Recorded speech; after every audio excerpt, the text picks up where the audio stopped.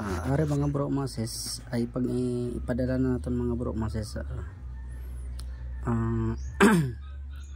sa isang kapatid natin sa isang magagamot mga bro mases.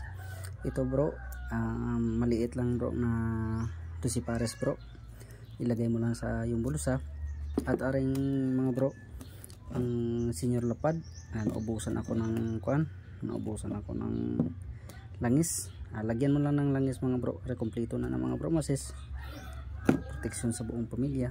Kagari mga bro mases sa stampita, libre na yung mga pre na ni mga bro mases ang maliit na stampita na dosipares. Yan sinang unang panahon mga bro mases nga ginagamit sa mga sa unang mga panahon ng mga tao mga bro mases, nga ginagamit sa pandigma ang dosipares mga bro mases, stampita.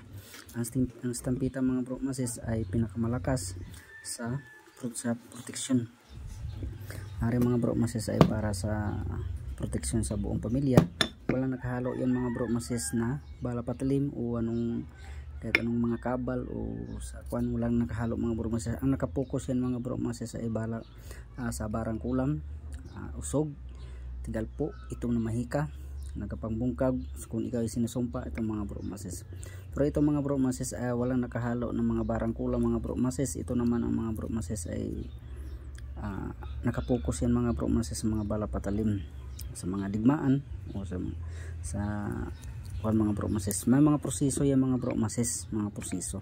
Dapat ang proseso mga proseso, ang importante ang mga proseso mga bro mases. Kung ihalo-halo mo mga bro mases, hindi makatugma mga bro mases. Sila ay ang mga espiritu nag-away-away mga bro mases. Dapat ang sa mga barang kulam, iiba yung mga barang kulam at iba yung pang digma. Salamat mga bro mases at God bless.